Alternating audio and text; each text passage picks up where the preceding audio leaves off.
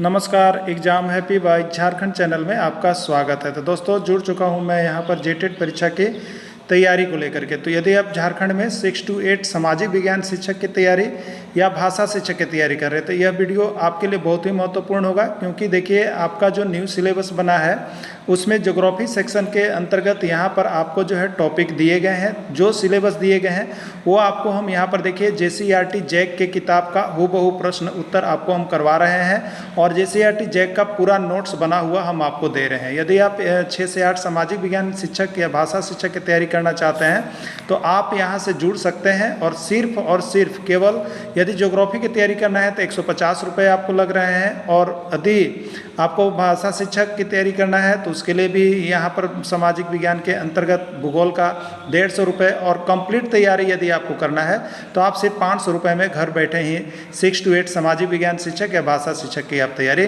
कर सकते हैं। तो आज हम लोग यहाँ पे देखेंगे आपको भूगोल के अंतर्गत जो पार्ट दिया गया है जलमंडल, ठीक है। इसके पहले सौरमंडल वायुमंडल पार्ट को कंप्लीट कर दिया गया है, तो आप यहाँ से जलमंडल का सारा महत्वपूर्ण PDF देखना नहीं भूलिएगा। धरातल पर उपस्थित सभी प्रकार के जलराशियों के समूह को क्या कहा जाता है?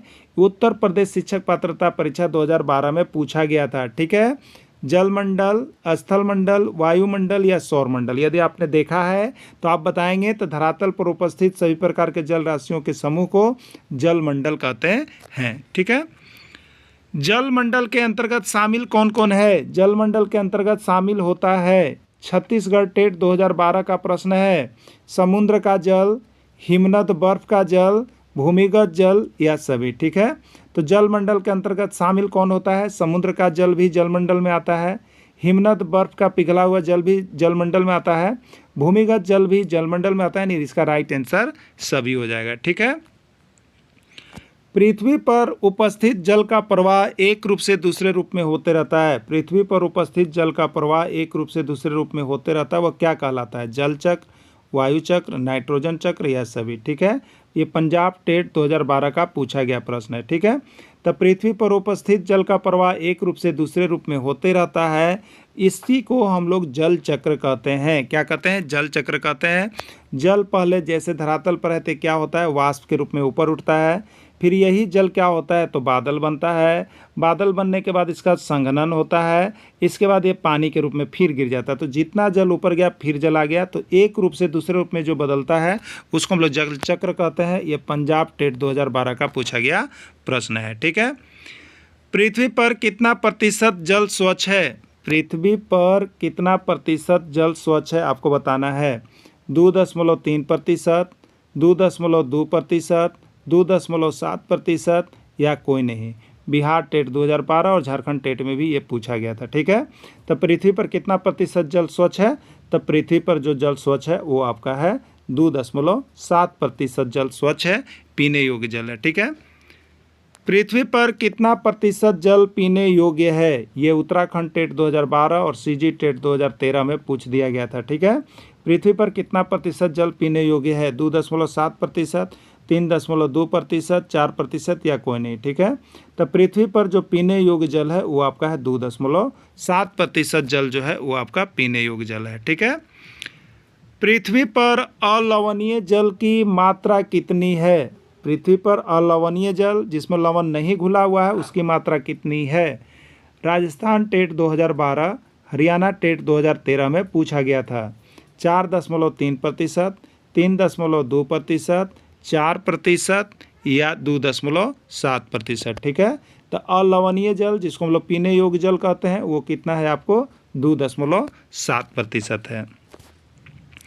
पृथ्वी पर कितना प्रतिशत जल अस्वच्छ है? पृथ्वी पर कितना प्रतिशत जल अस्वच्छ है? 2.7, 99, 97.3 या कोई नहीं।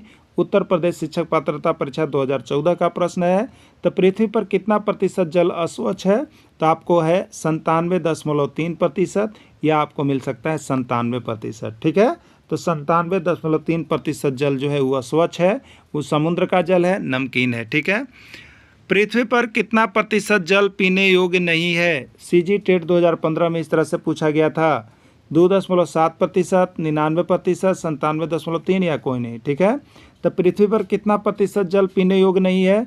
तो वो आपका है 97.3% जल जो है वो पीने योग्य नहीं है। छत्तीसगढ़ टेट का पूछा गया प्रश्न है। पृथ्वी पर लवणीय जल की मात्रा है, पृथ्वी पर लवणीय जल की मात्रा है 3.7%, 2.7%, 97.3%, कोई नहीं। पंजाब टेट 2014 और सीजी टेट 2016 का पूछा गया प्रश्न है। ठीक है, तो पृथ्वी पर लवणीय जल कितना है जिसमें लवण घुला हुआ रहता है, जो पीने योग्य नहीं होता है, वो आपका है 97.3%, जो समुद्र और महासागरों से मिलता है। स्वच्छ जल या पीने योग्य जल की प्राप्ति कहाँ से होती है? हिमनद का जल से, भूमिगत जल से, नदी का जल से, या सभी? ठीक है, इसका राइट आंसर क्या होगा? सभी होगा। हिमनद का जल, भूमिगत जल, नदी का जल, ये सभी पीने योग्य जल है और ये 2.7% में ही मिला करके ये जल का प्रतिशत बना हुआ है। मध्य प्रदेश शिक्षक पात्रता परीक्षा 2012 का ये प्रश्न पूछा गया है। पृथ्वी पर जल का वितरण के बारे में क्या सही है? सीजी टेट 2016 में पूछा गया है।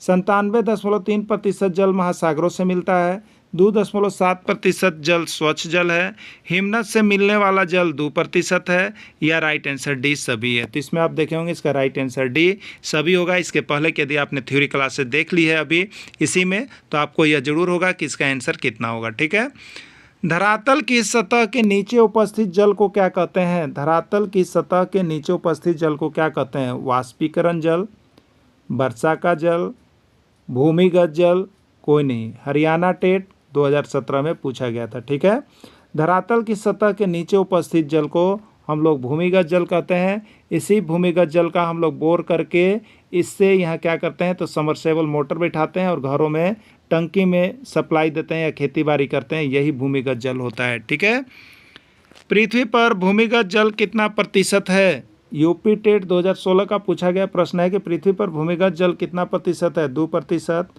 3%, 4%, 0.68%। ठीक है, तब पृथ्वी पर 2% जल क्या है? तो ये हिमनद या बर्फ से मिलके पिघलने वाला जल है। 3, 4 कुछ भी नहीं है, और 0.68% जो है ये आपका भूमिगत जल है जो प्राप्ति होता है। ठीक है, तो राइट आंसर डी 0.68%। प्रति 1000 ग्राम जल की मात्रा में उपलब्ध लवण की मात्रा को कहा जाता है? पंजाब टेट 2017 का प्रश्न है। अम्लीयता, क्षारीयता, उदासीनता या लवणता? ठीक है, तो प्रति 1000 ग्राम की जल में उपलब्ध लवण की मात्रा को लवणता के नाम से जाना जाता है। पंजाब टेट 2017 में पूछा गया था। समुद्री जल की लवणता कितनी है? उत्तराखंड टेट 2017 में पूछा गया प्रश्न है। 30 ग्राम, 35 ग्राम, 40 ग्राम, 45 ग्राम। ठीक है, तो समुद्री जल की लवणता कितना है? तो 1000 ग्राम जल में कितना लवण घुला हुआ है? 35 ग्राम। कितना घुला? 35 ग्राम।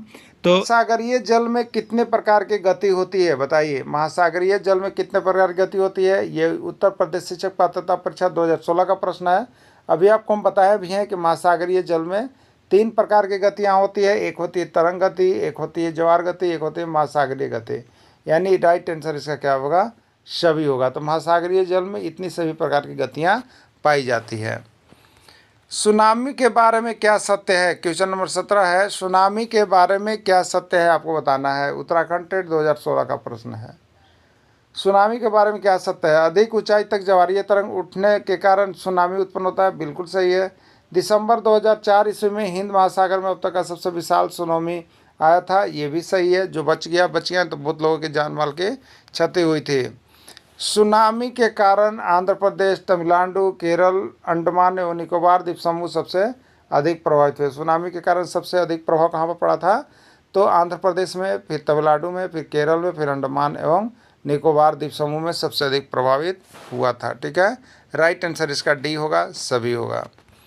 ज्वार भाटा उत्पन्न होता है चंद्रमा के कारण, पृथ्वी के कारण, सूर्य के कारण, सूर्य और चंद्रमा की शक्तिशाली गति के कारण। बिहार टेट 2011 का प्रश्न है। ठीक है, तो ज्वार भाटा क्यों उत्पन्न होता है? तो ज्वार भाटा जो है सूर्य, चंद्रमा और पृथ्वी के शक्तिशाली गुरुत्वाकर्षण बल के कारण उत्पन्न होता है। इसका राइट आंसर डी हो जाएगा। बृहद ज्वार के संबंध में क्या सभी है? बृहद ज्वार के संबंध में क्या सही है? पूर्णिमा और अमावस्या तिथि के दिन उत्पन्न होता है। सूर्य, चंद्रमा और पृथ्वी के दिन उत्पन्न होता है। सूर्य, चंद्रमा, पृथ्वी के तीनों दिन एक सिद्ध में आ जाते हैं तब उत्पन्न होता है। ठीक है, तो बृहद ज्वार क्या होता है? तो पूर्णिमा और अमावस्या तिथि के दिन लगता है बृहद ज्वार, बिल्कुल सही है। सूर्य चंद्रमा पृथ्वी तीनों एक सिद्ध में आ जाते हैं, ये भी सही है। ठीक है, ये भी सही है। और है सूर्य चंद्रमा पृथ्वी 180 डिग्री को बनाते, ये भी सही है सभी। तो इसका राइट आंसर डी हो जाएगा, सभी बिल्कुल सही है। लघु ज्वार के संबंध में क्या सही है? आपको बताना कि लघु ज्वार के संबंध में क्या सही है। पंजाब टेट 2016 का पूछा गया प्रश्न है। कृष्ण पक्ष एवं शुक्ल पक्ष की अष्टमी तिथि को होता है। तो लघु ज्वार कब उत्पन्न होता है बताइए? कृष्ण पक्ष और शुक्ल पक्ष की अष्टमी तिथि को होता है, सही है। सूर्य चंद्रमा और पृथ्वी मिलकर एक सीध में नहीं समकोण बनाते, भी सही है। सूर्य और चंद्रमा का आकर्षण बल एक दूसरे के विपरीत होता है, ये भी सही है। यानी राइट आंसर डी, यानी सभी आंसर इसका होगा। ज्वार भाटा का उपयोग किया जाता है, ज्वार भाटा का उपयोग किया जाता है। हरियाणा टेट 2014 का प्रश्न है। नौ संचालन में मछुआरों की सुविधा के लिए विद्युत ऊर्जा उत्पादन में, नमक बनाने में, या सभी। ठीक है, तो ज्वार भाटा का उपयोग लगभग इन सभी कामों में किया जाता है। जलधारा भूमध्य रेखा के निकट उत्पन्न होती है और ध्रुवों की तरफ प्रवाहित होती है, ऐसी धारा को क्या कहते हैं? पंजाब टेट 2018 में पूछा गया प्रश्न है। गर्म जलधारा, ठंडी जलधारा, नर्म जलधारा, या कोई नहीं। ठीक है, देखिए जब जलधारा जो भूमध्य रेखा होता है, भूमध्य रेखा, और उसके बाद वो किधर होती है? ध्रुवों की तरफ प्रवाहित होती है। ठीक है, किधर होता है? ध्रुवों की तरफ प्रवाहित होती है। तो ऐसी धारा को हम लोग यहाँ पर गर्म जलधारा कहते हैं। ठीक है, क्या कहते हैं? गर्म जलधारा।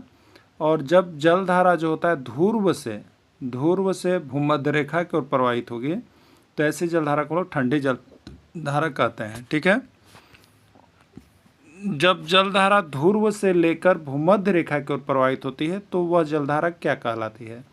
यह प्रश्न राजस्थान टेट 2018 का पूछा गया प्रश्न है।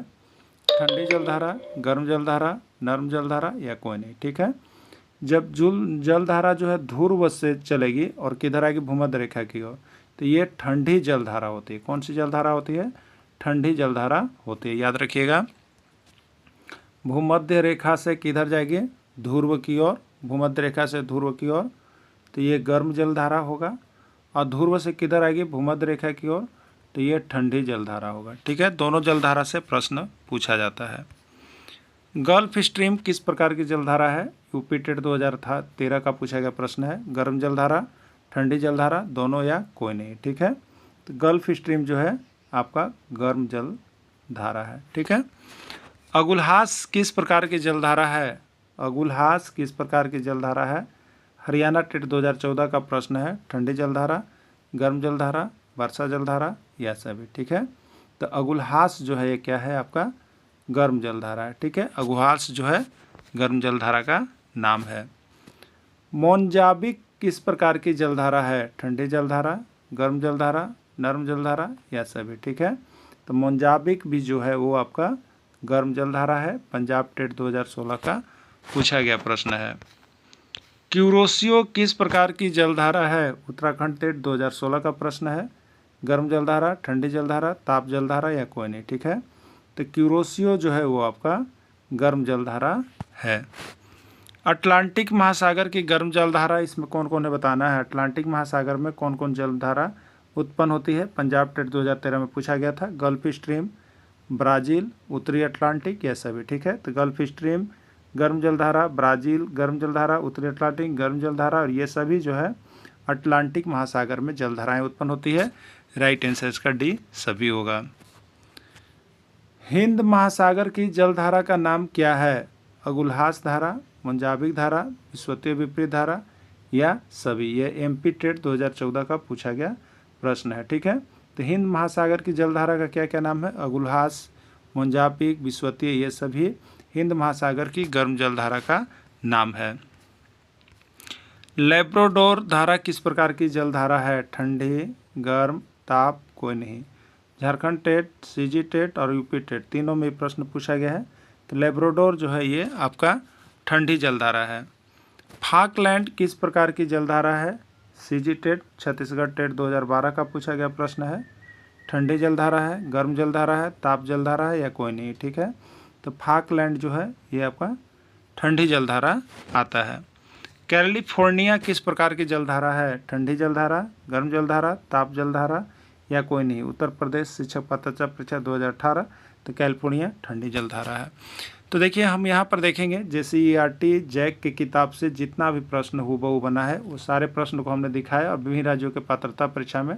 तो आप सभी जेटेट पास करने के लिए हमारे साथ अवश्य जुड़ जाइएगा।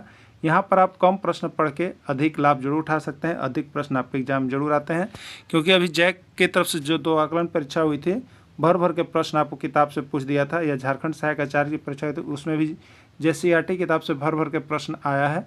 तो आप सभी JCERT जैक की किताब से बने हुए नोट्स को ही पढ़ के जाइएगा, कम प्रश्न है और अधिक यहाँ से आएगा। तो परीक्षा में जाने से पहले एक बार यहाँ से नोट्स PDF जरूर खरीद लीजिएगा। सभी का सब्जेक्ट का नोट्स यहाँ पर मिलेगा। अगर केवल जिनको ज्योग्राफी सेशन का नोट्स लेना होगा वो 150 रुपये में यहाँ से लेकर के तैयारी केवल ज्योग्राफी का कर सकते हैं। वीडियो को अंत तक जुड़े रहें, धन्यवाद।